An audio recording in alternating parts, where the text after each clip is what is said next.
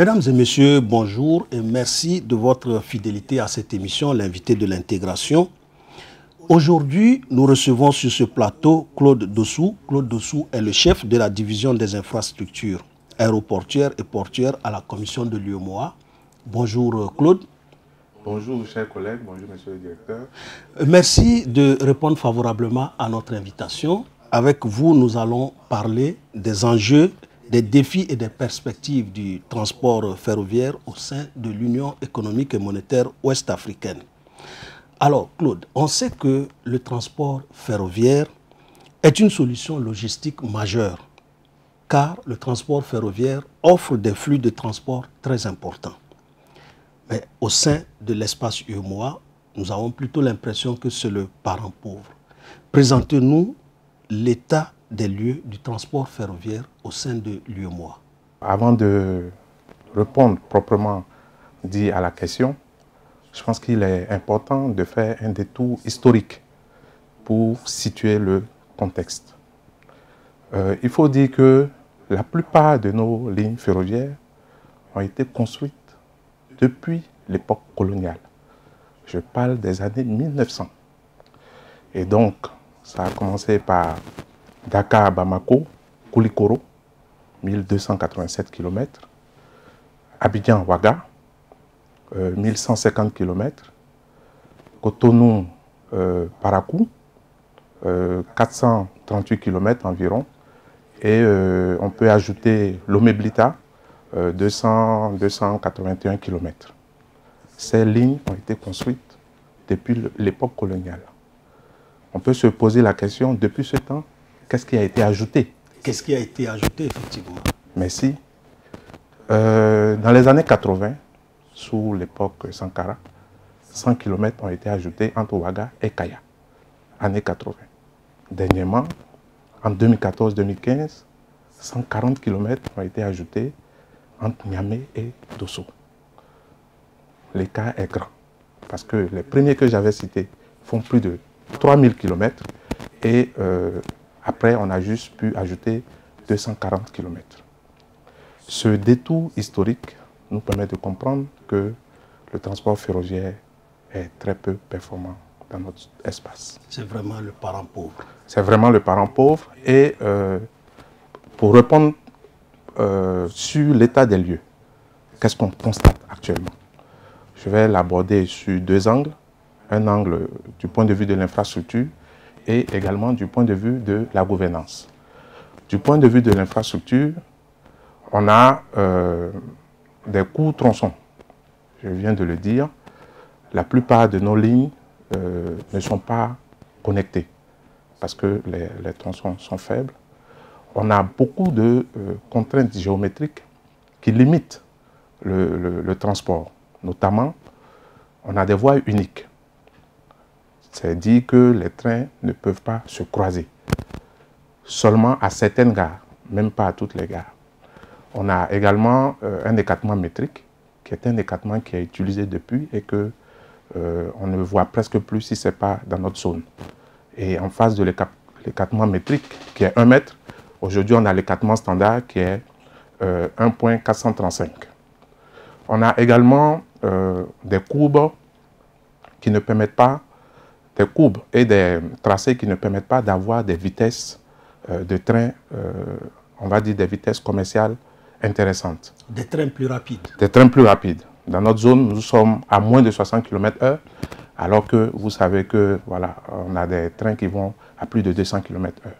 Il est difficile d'avoir un transport performant dans notre espace. Je parlais également du volet de la gouvernance. Voilà. Il faut dire que au niveau institutionnel, le secteur a été mal géré. Parce que même l'existant, on n'a pas pu l'entretenir. On n'a pas pu former des cadres pour pouvoir... Le personnel. Voilà, le personnel. On n'a pas pu l'améliorer, le moderniser. Absolument. Pour pouvoir suivre, je vais dire, l'évolution du transport ferroviaire dans le monde. Donc, tout ça a créé des contraintes qui fait qu'aujourd'hui, il est difficile d'avoir un transport performant dans notre zone. Voilà. Alors, sur ce contexte, sur ce tableau que vous venez de peindre, on voit que vraiment le transport ferroviaire est le parent pauvre. Et toute cette situation a conduit la commission de l'UEMOA à opter pour sa modernisation et sa dynamisation. Le programme d'action prioritaire de développement du transport ferroviaire dans l'espace UEMOA fait partie de ces mesures qui sont en train d'être prises. Quelles sont aujourd'hui les réformes, les principales réformes entreprises? Il faut dire que face à l'état des lieux que nous venons de poser, la Commission a vu qu'il faut donner un souffle nouveau au transport ferroviaire au niveau des États et au niveau communautaire.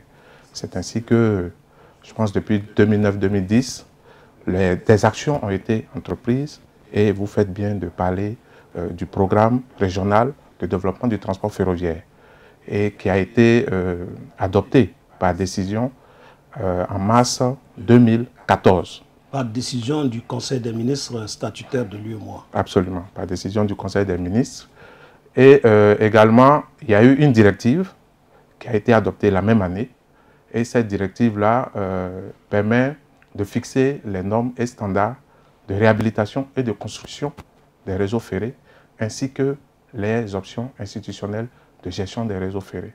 Cette directive, même si elle n'est pas transposée par tous les États, est utilisée par les États vis-à-vis des bailleurs qui veulent nous obliger à prendre un certain nombre de...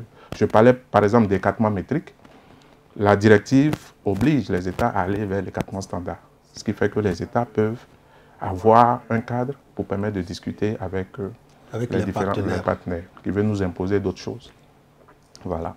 Il y a également la mise en place du comité régional du transport ferroviaire.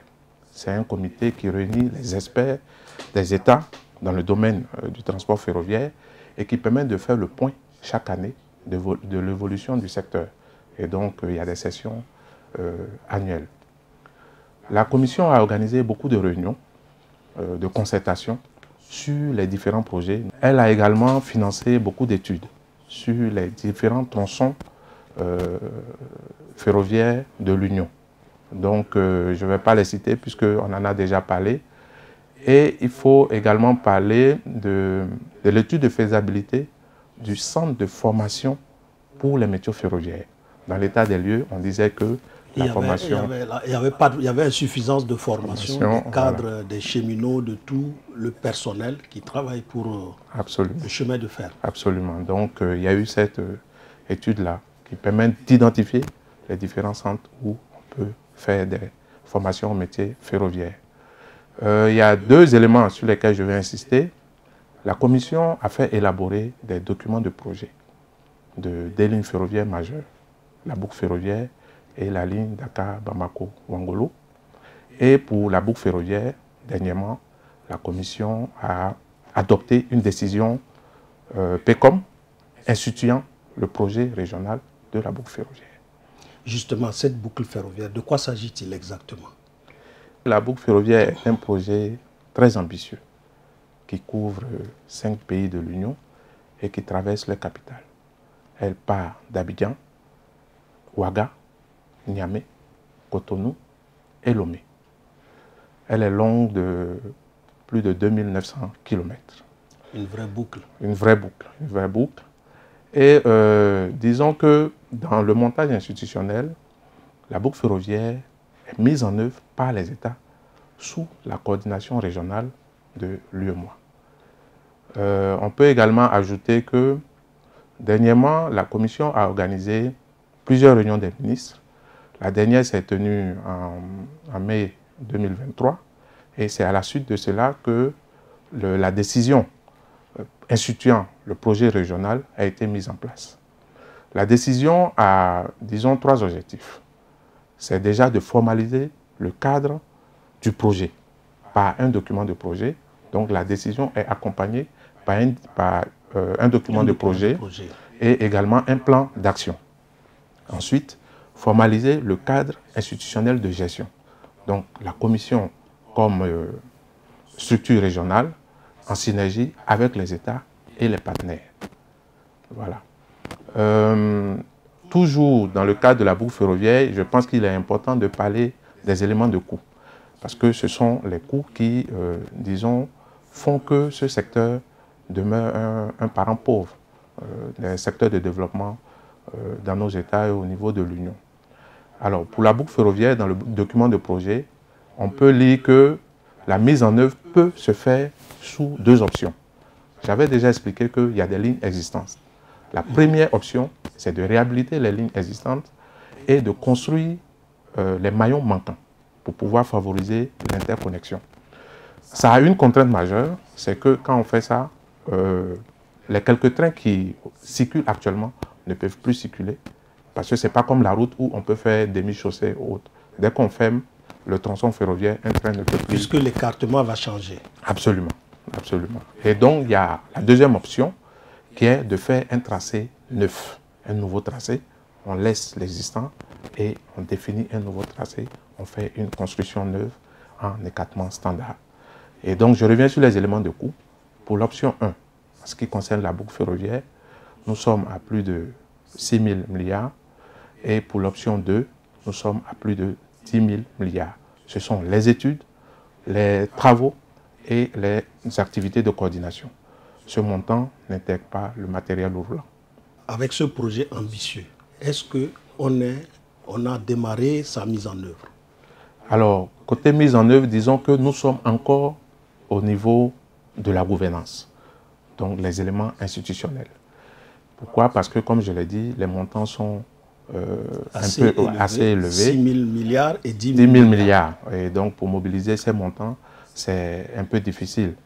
Je voudrais même ajouter quelque chose. Les États ont demandé qu'on puisse, dans le plan d'action, qu'on puisse faire une étude complète et globale de la boucle ferroviaire. Parce que dans leurs initiatives, ils ont des études sur les petits tronçons. On n'a pas une étude complète sur tout l'ensemble du tronçon que je viens de définir. De décrire. Cette étude coûte 30 milliards. Alors, on voit que l'investissement dans le transport ferroviaire coûte très cher. Quelles sont aujourd'hui les perspectives qui se dessinent pour l'Union pour pouvoir mettre en œuvre ce grand projet de boucle ferroviaire qui peut révolutionner le transport en Afrique de l'Ouest? Nous avons parlé du programme. Dans le programme, 9 corridors ferroviaires prioritaires ont été définis. 9 corridors. Ces 9 corridors font plus de 9 000 km. On a parlé seulement d'un seul projet pour beaucoup de milliards de francs CFA.